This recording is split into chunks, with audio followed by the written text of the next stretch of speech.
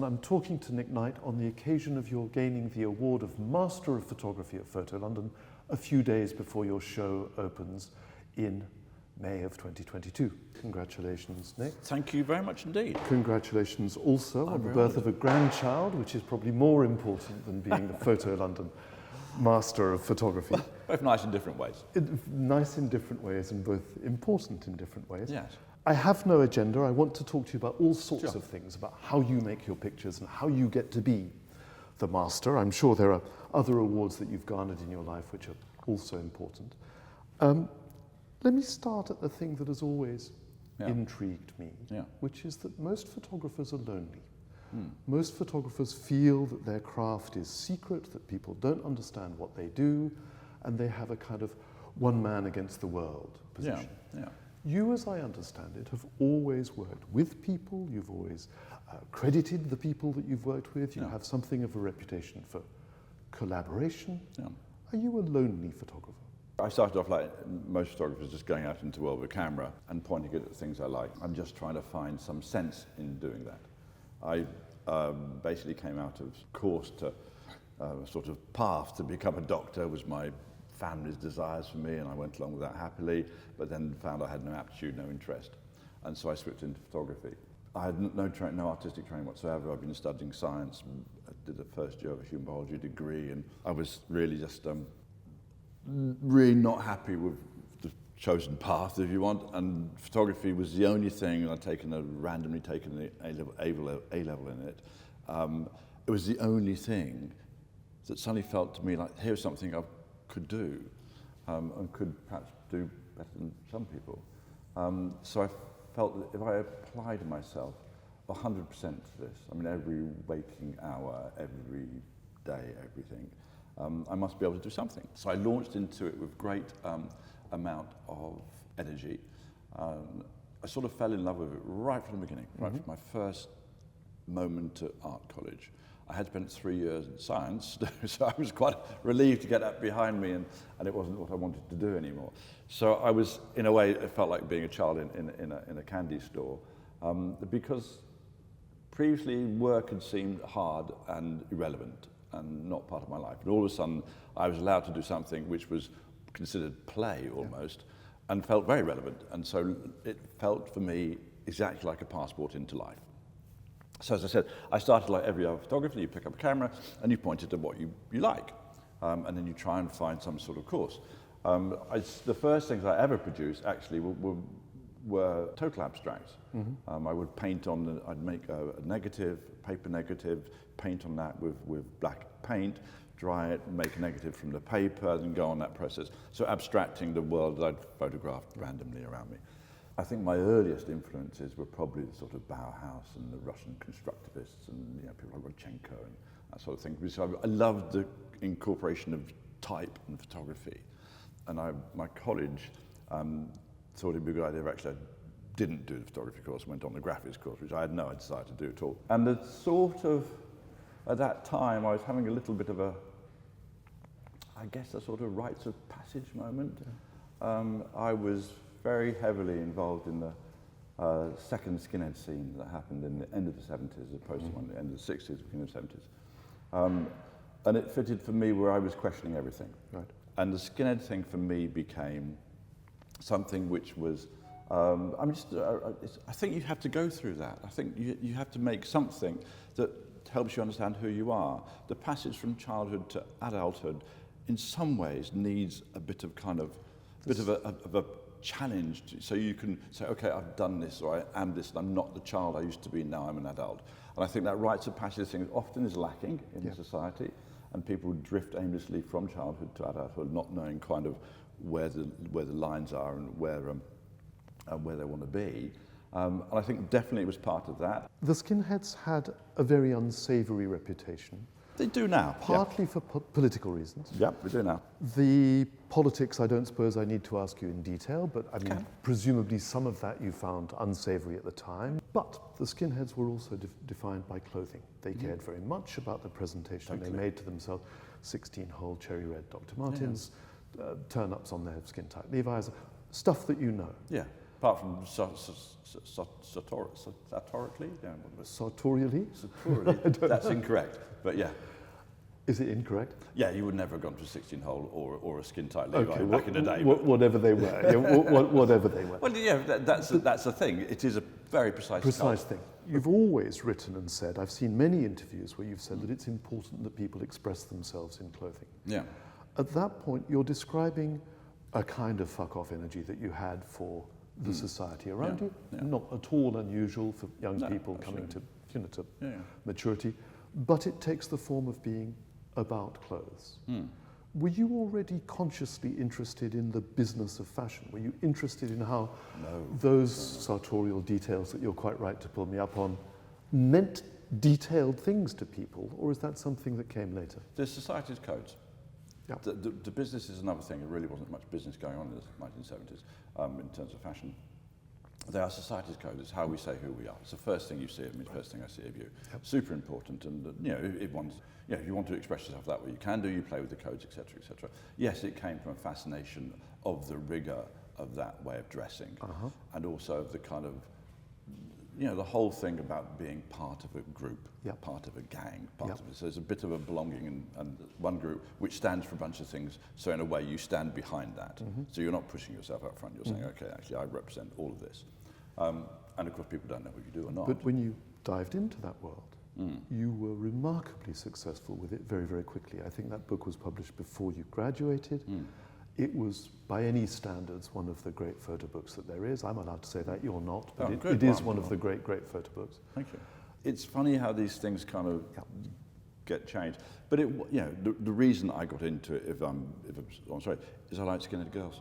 Okay. It doesn't have to be more deep than that. Okay. And it wasn't in a way more deep. I like skinhead girls. I like the music of the first time round. No interest in the stuff that came in the late 70s, but was really into the music from the first time round, and really into how the girls looked, which in a way is sort of the most base reason, but it is the real reason. It's completely acceptable reason, but the membership of something, I mean, you move on, you let that tribe a bit behind you. Does the membership stay with you? The idea that there are tribes in the world that give people strength, and that if you're in a tribe, it's easier than if you're not, and that you might move to another tribe, or you might be in a Venn diagram of 2 tribes or 3. I'm sort of so far away from that now. My life is so different from that. It's just not really relevant in a way to how I operate now or anything else. Do you actually think it's good for people to be out of their depth? Yeah. That's the challenge. I think that's the process, to be honest. I think I tend to set up most of my shoots so that as they start, I'm out of my depth. I don't think you should rely on, past what you did before props. No, I think to really hit the sort of core creativity, to be able to really create images which are new and which are different, you need to be out of your depth. It's not a nice feeling. Okay. So photography or image making is not an easy subject to do. Core creativity is very much your business. My business is photography. I'm aware that you've used the word imaging, you've used the phrase image making. Let me put it to you this way, which is, I suppose, my theory, is that photography was the very first of the new media. That in photography, we first started wrestling with the questions that we've wrestled with in video games or in film or in whatever it is ever since. Is that your attitude, that it's because you were grounded in photography that you've been able to spread into all these other directions? Or have I missed something? No, that's perfectly correct. I think, if you start off a point of view where, as I said, I'd been training in science, I had no artistic background whatsoever. They didn't want me in the art class at school. So I had zero training or history or anything of it at all. If somebody gave me a chisel and a block of marble, I would not be able to produce anything for years, if at all. Same thing if they give me a paintbrush and a canvas, I'm not sure how long it would be before I produced anything.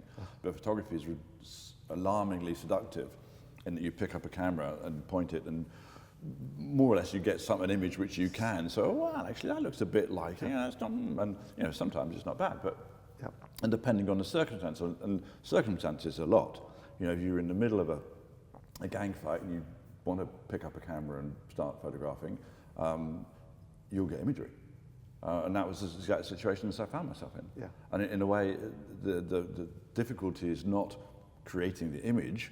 The difficulty is being there in the first place. Yep. If you want to stick your head above the parapet, you can. And the weird thing about photography, Francis, which I've noticed a lot, and I haven't ever, or I've hardly ever been in situations as extreme as they were back in my youth, but once you have a camera in front of your face, or even once you're holding and looking through a camera, you feel totally safe. Many people have written this. Many people, including Don McCullin, Right. that you feel protected, Yeah. even though the thing doesn't actually do much protecting. No. But it's probably also true, I mean, I'm not a photographer, but I think it's also true that you are protected. That people aren't going to be as aggressive with a camera in the way as they would be if there were no camera there. Yeah, I think if things are flying, you know. Yes, of course. In Acklam Hall, they were smashing the roof down and throwing everything everywhere. Yeah. So, you know, no camera's going to help you there. Nothing's going to help you there, to be honest, other than the police arriving, which is what happened. But All right, but you've said getting you there is part of the difficulty. Right from a very early stage in your career, you were not satisfied with plain pictures. Those, are they 100 black and white portraits that you did for ID, are already manipulated. There's already something going on. Even the skinheads are not what you'd call straight reportage. There's something about the way you early gravitated to what loosely we can call post-production, or production values of that kind. Was that about not being satisfied that photography could do everything you wanted it to do? it was a little bit of rejection of the canon of photography. As I said, I was in a sort of rejecting everything frame of mind. Yep. And photography, although I was fascinated and thrilled to be part of it, I wanted to understand it. And a lot of what I was being shown, you know, I was like, but that's no good. That's easy. That's, you know, I didn't react to photography in a loving kind of way. Yeah. And for a long time, I didn't have a very good relationship with photography. I thought it was a redundant art form, especially now. It's not how I feel about it at the moment. But so no, it wasn't a sort of desire to make any sort of stylistic statement. You just try and do what you think looks good. And at the beginning, as I said, I was very interested in, you know, people cutting things up. Yeah. I was interested in Kurt Schwitters, and I was interested in Rodchenko, and I was interested in that. And I just wanted to get through to something that I felt looked good. And so I'd take a photograph, and I wasn't happy with it, so I'd do things to it in the post state. But that's just your craft. Is that right, that the energy that you put into it was the motor?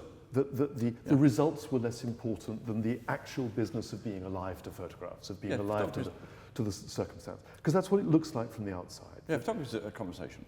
Right. It's an ongoing dialogue with the world around you and with yourself. And I think that's, you don't want to go back and repeat what you said a week ago because you already said it and you already know the answer to it. Somewhere here we need to check the order of the questions that I ask you, but there's two questions that come out of this. Right. One of them is about mentors, you know, who you followed, who you were impressed by, who you were admiring of. Yeah. And another is about technique itself.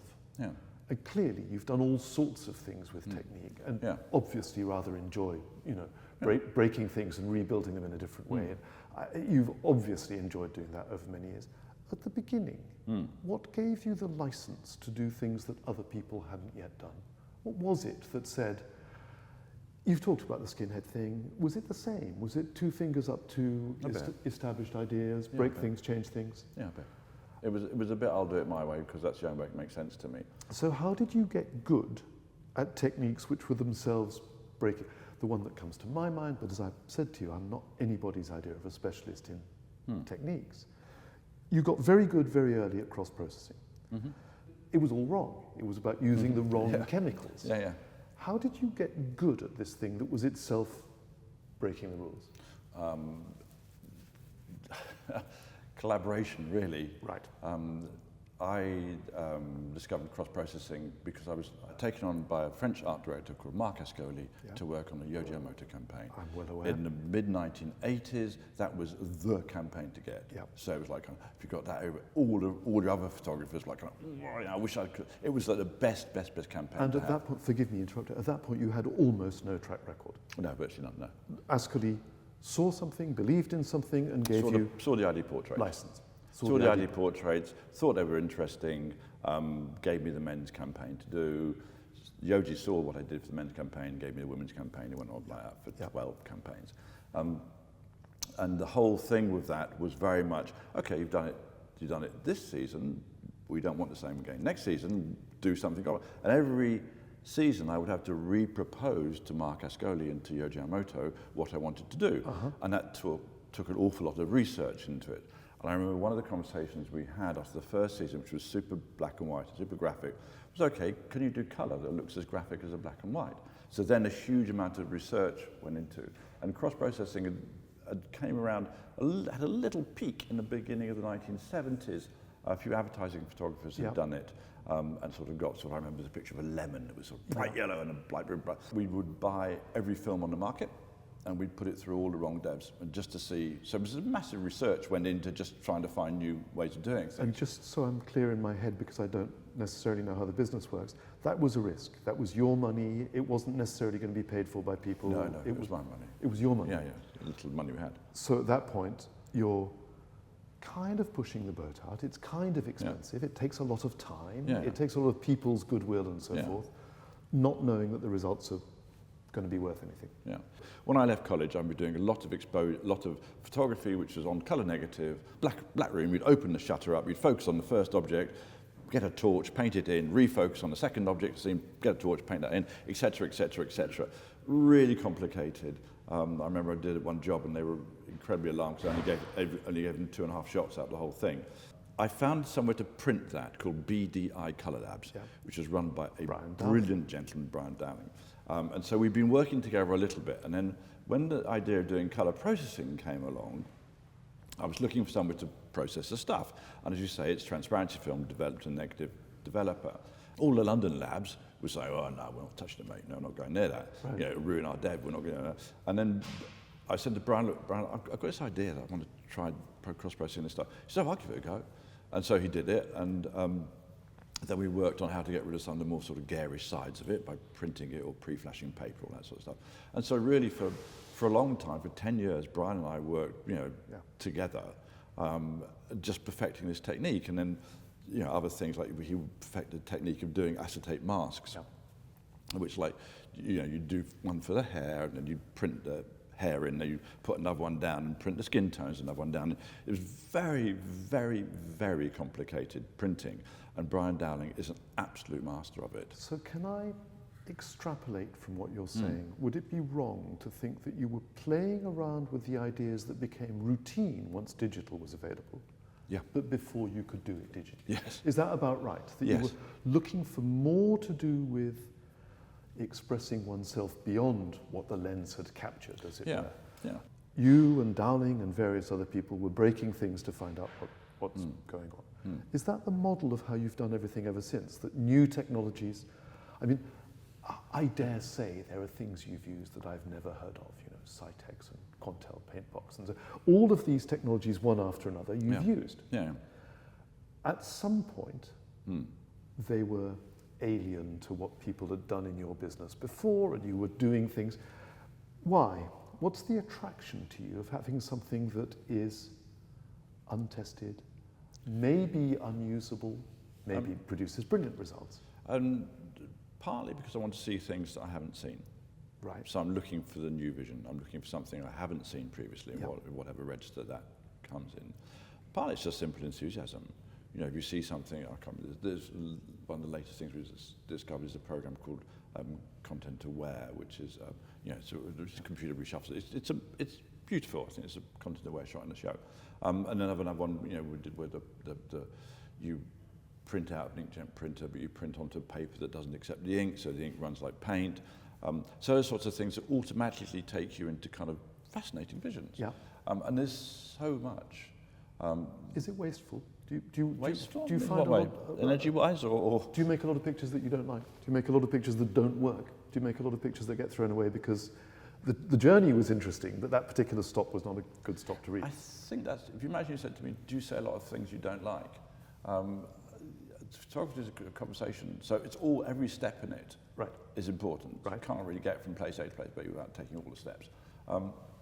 So I don't really look at it in that way. Okay.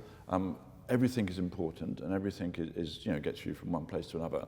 And if you imagine it as a set of rooms, we're in a room here, you go through that door, you'll see something completely different in the next room, which might take you somewhere else, etc., etc. You never know unless you're doing. unless you're creating, unless you're making things, unless you're trying things, Okay. you never know. You can't really think your way through it. All right, that's all very interesting. It's a lot of stuff.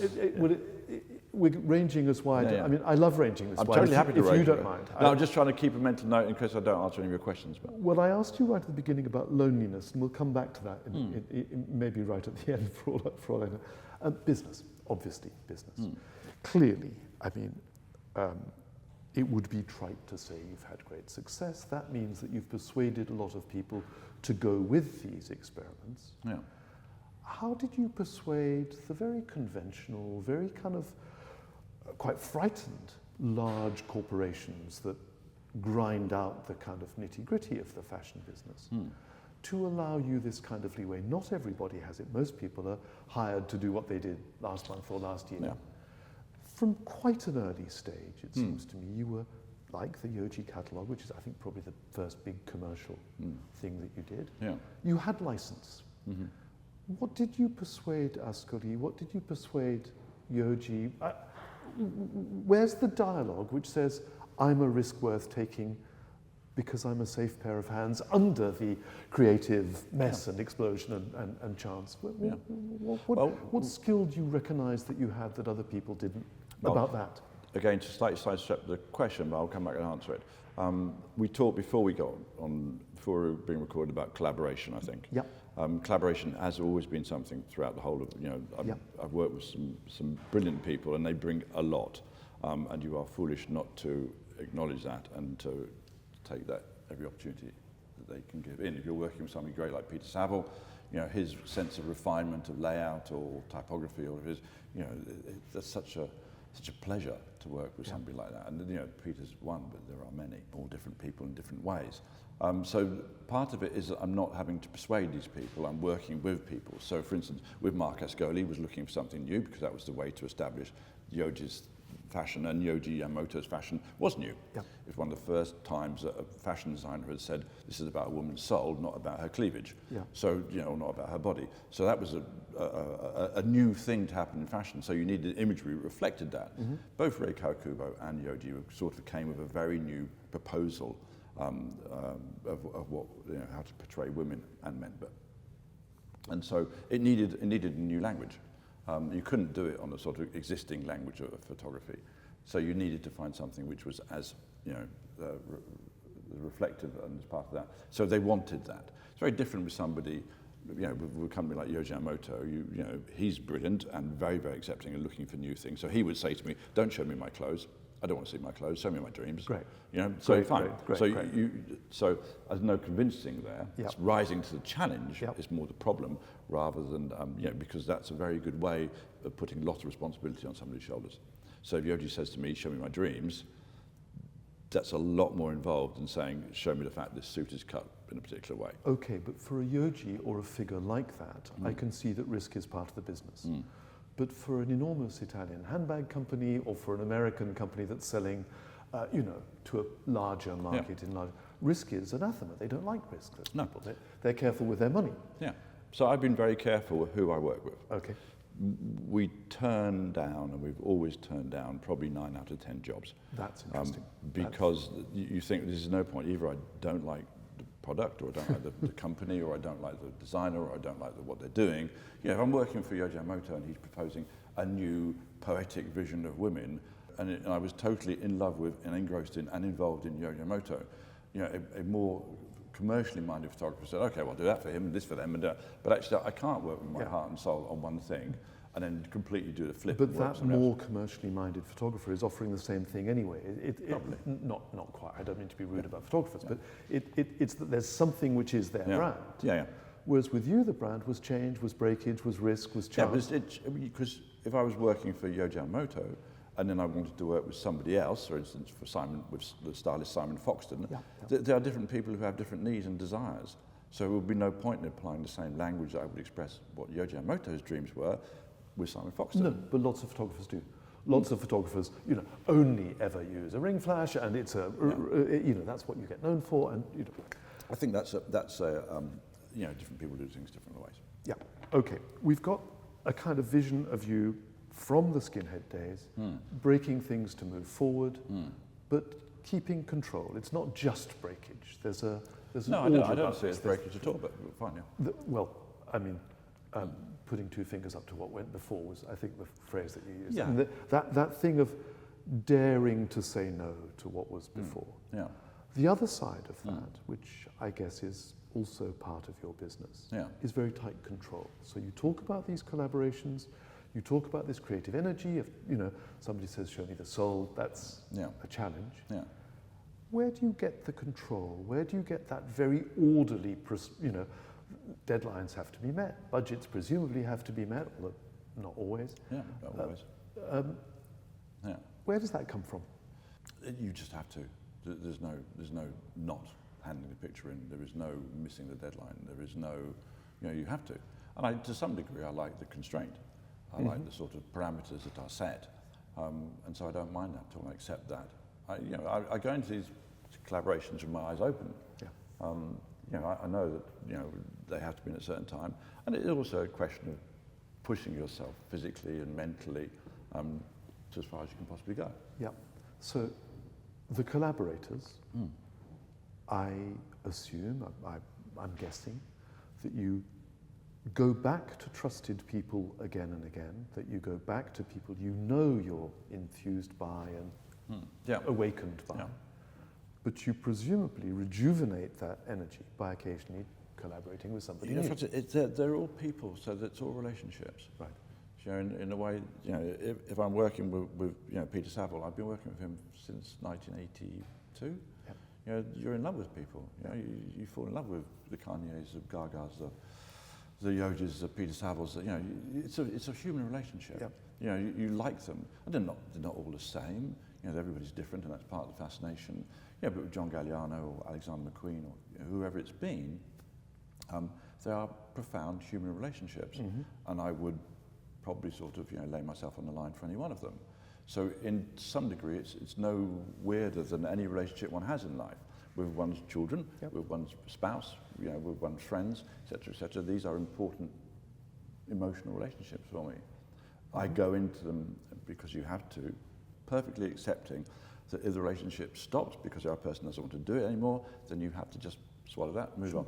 You can't go in feeling bitter or if somebody lets you down. I mean, relationships break for... Yeah, sure. People work with other people, it's fine. You have to accept that. The minute you say you regard these as important relationships, it's completely clear. Who are your direct rivals? I don't have any. I thought you'd say that. And why not? I don't see myself work that way. Right. So there are people fighting for the same business that you fight for. That when you're invited to do some work, there's somebody else who might be invited to do it as well. They might, but that's fine. I'm quite happy for them to do it. I don't feel that way about what I do. Okay. It's my life, and I'm living it. But nobody else is living my life. Let me just play you back the tape. Yeah.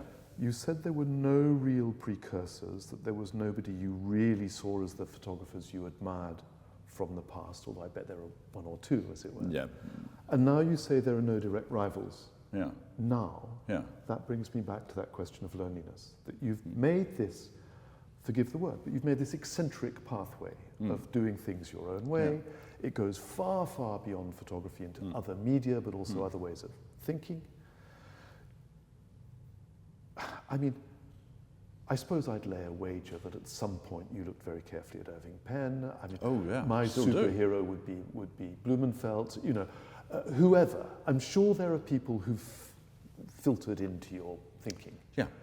But you don't acknowledge that there are kind of people you wanted to be when you were little and grew into. And you don't acknowledge direct rivals now. Well, there are other photographers who are doing great things now. Sure. And part of what I do with Show Studio is I give a platform for other photography. I don't mind whether it's Jürgen or Dave Sims, or I don't mind if it's Gabriel Moses or whoever it is. Yeah. I don't feel threatened by anybody else's work. I don't see why I would. I don't think I was asking about being threatened. It's the rivals thing that I don't see as a... Well, it's the question about industry, really. That you work in an industry where it's supposedly that there's always an alternative around the corner, that everything's fast, things change, that there's always. And yet you very clearly say you don't see anybody as being just around your corner. No, but I don't position myself in that way, and if nobody ever pays me again to take a photograph, so be it. Right. I'm not, I'm quite happy doing my work. I don't need to get paid or encouragement to do it. I will do it if you lock me in a steel box. I'd still do it because that's the only way I can live. Good. So then let me ask you a question which lots and lots of my undergraduate photographers wrestle with. Yeah. There's supposed to be something called your personal work, and there's the jobs that you're paid for, and when they're young, they're very often doing wedding photography or something not terribly interesting for 4 days a week to liberate 1 day to do their personal work. Would I be right to understand that your personal work has always been your professional work at the same time? There's no difference. No difference. Not an iota, not a jot. Are you good at giving yourself a brief, or do you prefer the brief that comes from Yohji Yamamoto or whoever? No, I'm totally happy to have a brief from somebody. In fact, the tighter the brief, the better. I'm very, very happy to somebody said to me, I want to have this picture, but they tend not to, incidentally, but I'm very happy if they did. I don't, just to completely allay that, make that clear, there is no difference between any sort of work you do, whether you're photographing roses or photographing BMWs or photographing Kanye or photographing anybody. It's the same. I'm so glad to hear you say it. I've heard so many photographers saying they have to do the grunt work, which they don't much like, to liberate a day a week or 2 days a week to do the stuff they want to do. No, there are different tempos like of work. There are different tempos of work. That's the only way you can pick up a camera if what you want to produce is the best possible picture that's ever been taken by anybody ever, anywhere, ever. That's the only, you can only go through that mindset. It's very clear. It's wonderfully clear. But let me ask you a question which comes out of that. There's a change that you've lived through, which is that it used to be that a photographer was sort of trusted as his own art director. He had to be, or she had to be. Yeah. That whoever gave you the commission kind of had to trust you to make the best of it in the kind of way that you're describing. And then digital came along, and every shoot that I've ever heard of since, there's some representative from the agency, from the brand, there's looking at computer screens and making a call right there and then, and sort of refusing that trust that used to exist, or diminishing that trust. That there's, maybe it doesn't happen to you. I hope you're going to say that it doesn't happen to you. But there are surely now lots of photographers whose role has become really camera operators because they've been taken away from that trust in the creative vision that they used to have. How did you bridge that change? How did you live through that period? Well, there was no change, was first. I used to work for, I guess, from about 1988, 89, I worked on an 8x10 camera. Almost exclusive, not always, but almost exclusively. And with an 8x10 camera, you produce an 8x10 Polaroid, or 10x8, we're in England, I don't want to say 8x10, 10x8 Polaroid, and that gets pinned on the wall. And so through the course, the session would start, and we'd start off with the first picture, and I would do a sheet of Polaroid, goes to be processed by my assistant, sheet of film goes to be stored, Polaroid goes on the wall. Anybody, model, art director, hairdresser, makeup artist, stylist, anybody, is invited to look at that picture and to express their thoughts, because I need that. I need to know what they think, and I'm interested. Not only do I need it, I'm interested. I really want to know what the hairdresser thinks, because they're clever, and they will know how to make that girl look, or whatever it is, that girl look beautiful. Yeah. And if I've missed it, or if I'm not using their, I work with some really good people from the business. So somebody like Sam McKnight, who has worked back from, right from Honey magazine in the 1970s, and then gone to work with Avedon and Penn and everybody. He's acquired all that knowledge, those subtle codes of fashion where, the hair when it's too done doesn't look right, so it needs to be broken, so he needs to go in and break it. So his opinion is absolutely important in creating an image which is, contemporary fashion, and which people have not seen before. And people will go, I want to look like that. So everybody, and I just pick on a hairdresser, but it could be the nail artist or my assistant or whoever it is. I like people looking at the pictures and talking about them. So that was from 89 onwards. And when we used to work back in 86, first started Yohji, I worked on Hasselblad, so it's smaller Polaroids. Yeah. But the art director would see the Polaroid, and there would be a discussion.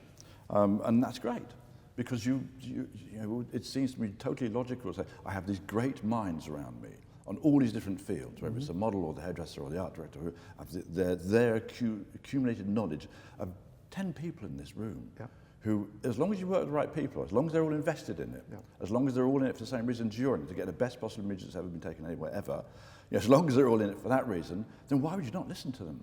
So there's no cut-off point where, yes, it goes onto a screen now, but so what? Doesn't make a difference to me.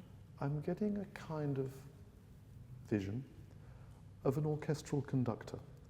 And some of what you're conducting is people, as you say, these famous, talented people whose opinions you hear and respect. And some of what you're conducting is techniques, different habits, different ways of screwing up what had been done before. That is an unstable mix. What is it about you that brings stability to all that? What is it that you have that makes that, the tantrum is under control, it's a creative tantrum rather than one that destroys the day's work? Or what is it that makes you the captain of that team, able to control it all? Partly it's choosing the team, and that's, again, like choosing the person you want to work with. So do you work with Versace or do you work with Yohji? You have to work with something you believe in and you love. So it's partly that. Once that decision has been made, it's pretty much on a good course then. And if you get in the right people, the right model, etc. Of course you make mistakes. Sometimes you get people and you think they're brilliant, and they're not. They're having a bad day. They want to go off and see a concert at 6 o'clock and they don't want to stay till 6 in the morning. So there are people who suddenly you think, oh, I thought, but you have to manage it. There are people, and it's a lot of it is the psychology of the group. These studios we work in are weird environments. So, this literally I work in sort of white painted coves. So it's a weird environment to be working in. Part of the reason to start Show Studio is because I thought it was such a fascinating environment, and the dynamic of the group, the psychology of the group is really exciting and really important. It was an industry really that most big business owners didn't understand or acknowledge. A lot of business owners in the 30s, 40s, 50s, 60s, 70s were men, didn't really get what fashion was about, thought it was preserved for the ladies, and they didn't really get it. They felt uncomfortable with it because it's about showing off and dressing, and that's, in Protestant terms, that's a kind of sin. So it was kind of, pushed to one side, not given any critical analysis, not looked at as a strong art form, and slightly relegated. For a lot of young gay men in the 30s and 40s and 50s, it was a refuge for the persecution they were facing in normal society, so they could be themselves. And in fact, the more themselves they were, the more flamboyant they were, the kind of, and they presided over kind of these worlds of fantasy and et cetera, et cetera.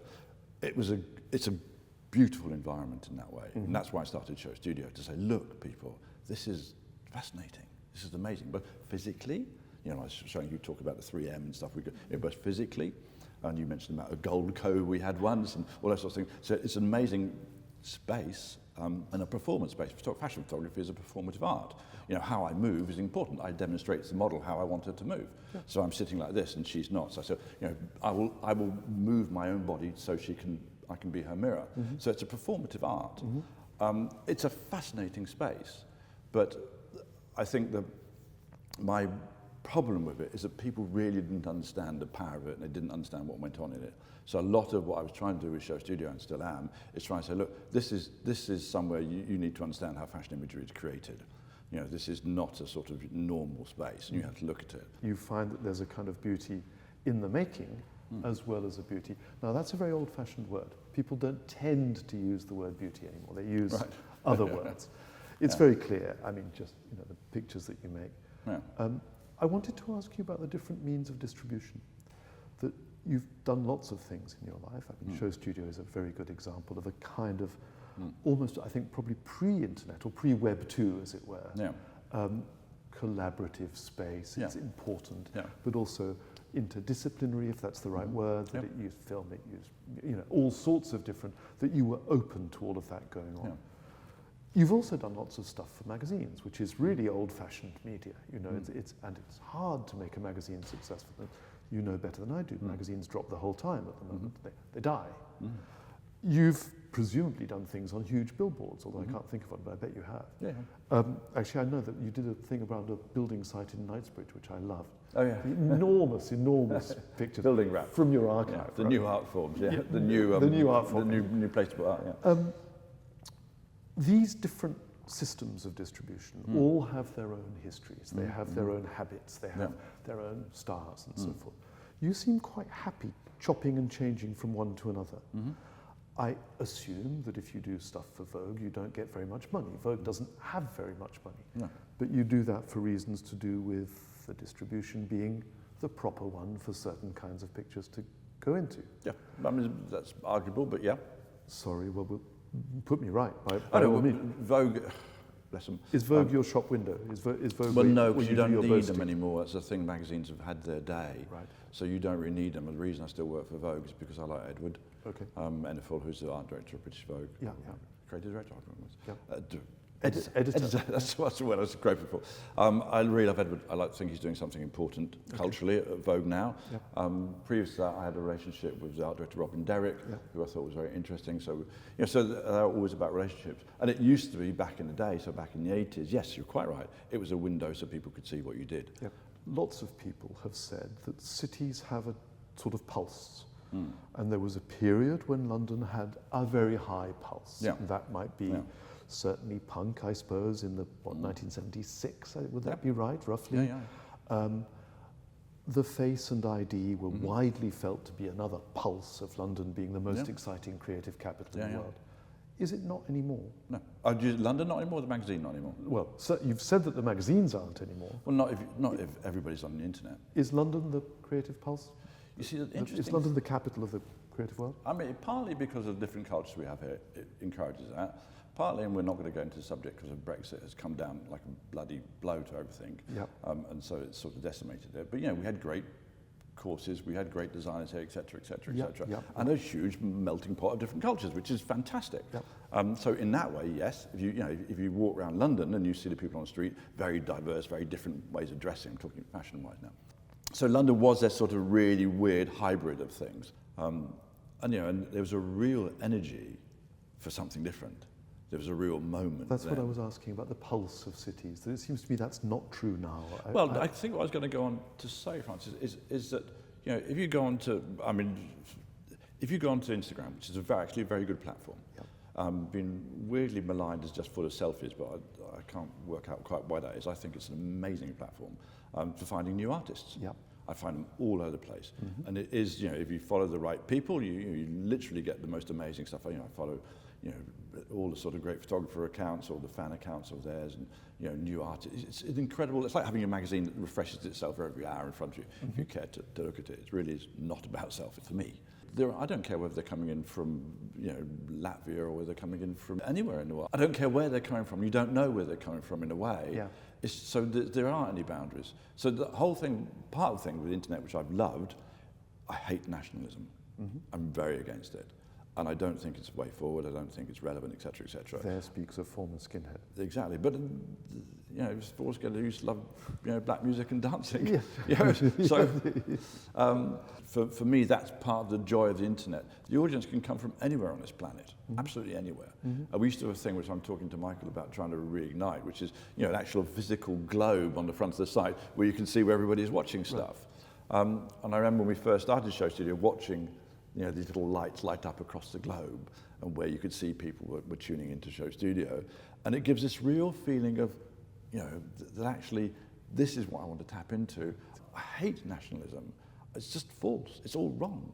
So I'm very much against that. I don't like flag waving. So you're a believer in the internet. That's one of your supports for distribution, as it were. Yeah. I mean, as much as I was a believer in print. I mean, print you could print out an amazing manuscript, or you could print out a vile racist pamphlet. The medium isn't the problem.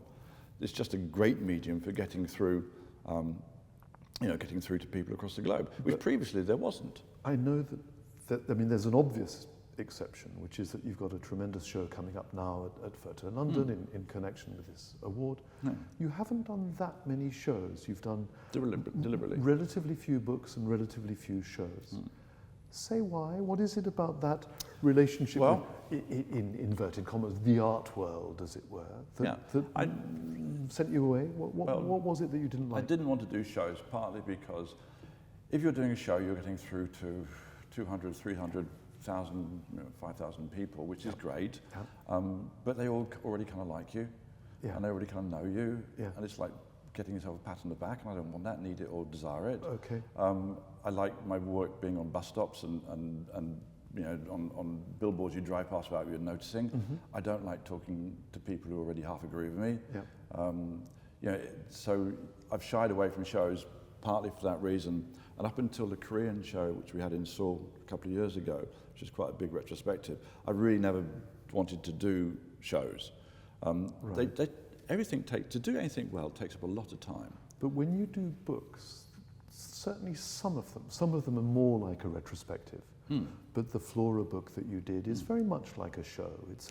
It's an exercise in saying what it is that you think about these beautiful things, which is a choice. You've done very few of those that you've... They take up a lot of time. Right. And to do them really, really well, you have to put a lot of time. And I've got things I want to do that I haven't done yet. So getting hold of my work that I've already done is less desirable for me, less exciting for me than actually trying to create the next image. I think there are certain bits of work I want to do now which aren't confined to printing in magazines or books or billboards. There are bits of work I want to do which are physical and have to be shown in a physical space. Right. So I'm doing a series of contained explosions, which are contained within sort of very reinforced perspex. So you can the idea is that you'll be able to stand next to an explosion, so standing close to death. But that takes quite a lot of research, and to do it, the only way to experience the force it will physically give you, is to be in the same room. So the work sort of takes you to where the work's appropriate. When I used to work for Yohji Yamamoto, because we talked about Yohji Yamamoto, it was for a luxury catalogue that was sent to 1,500 people across the world, and it'd all be people like Jim Jarmusch or Wim Wenders or whatever, so the people Yohji liked. So it was super, super tiny distribution, but just the people that he wanted to influence. So I think that the work takes you to where, how it's expressed. If it's best to express it in that way, then fine. If it's best to express it in a gallery show, then fine.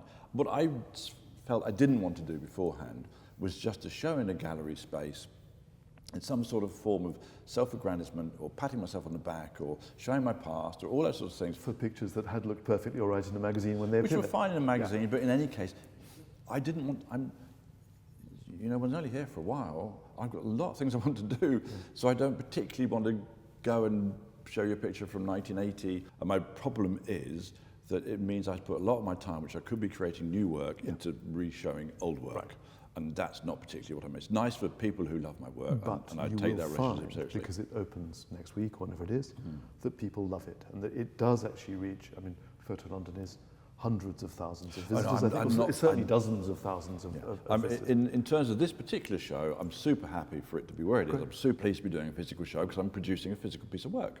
So I'm showing a statue which is 3 meters tall, which is a large, beautiful, curvaceous woman working with the artist Michaela Stark. It's a thing, They sent me the show list before it's open, just because I was coming to talk to you. It looks fantastic. And we've been down in Madrid, working with Adamant Factum. I don't know if you've come across Factum. Yeah, of course. So Adam Lowe. Yeah. So working with him to create this sculpture, and for the show, partly because of the physicality of Somerset House, because you can't put too much weight on the floor, I've had to make it out of a 3D printed nylon, which is what that is over there. But we are making it in alabaster. In alabaster it weighs several tons and costs a lot of money, so there's a little bit of a discussion that has to be had about that. But the idea of moving into sculpture, I think, I've always wanted to make sculptures. I love sculpture. So it's something that's now drawing more and more that way. Your interests just change, Super interested in ceramics now. Not necessarily for myself, but just kind of contemporary ceramics. Edmund Duval and a whole bunch of different artists whose work I'm discovering and loving discovering it. There's life becomes more and more interesting, more and more exciting the more you live it, the more you get involved in it. All right, then since I've got the privilege of asking these questions, give me 3 or 4 things that you've done in your life that you're really proud of. They may not be in this show coming up. But here you are, you've got this grandiose title, Master of Photography. Congratulations, we've already said. What are the 4 or 5 or 3 that you really think you nailed it? I've never seen anybody ask you this question before. Well, it's because I give a shitty answer to it. So they've asked me, but I don't get a good answer. I apologise. No, it's fine. But it's never what I did in the past, because it's a step on the journey. Everything you do is a step on the journey, and therefore nothing stands out as going, this was amazing. Every step's amazing, and every step is important. Right. So that always the thing that I think is the most exciting is the thing I haven't done. Right. I kind of think we've reached a brilliant place to stop. Good. I could listen to this absolutely all day, but the point at which you say that you don't really want to look back, even if there are things that you are proud of, but there's something better tomorrow. Yeah. For me, we can stop right there. I'm Good. very glad to hear you say it. Thank you very much. My pleasure. Congratulations, Mr. Master of Photography 2022. Thank you very much. Thank you very much, Nick.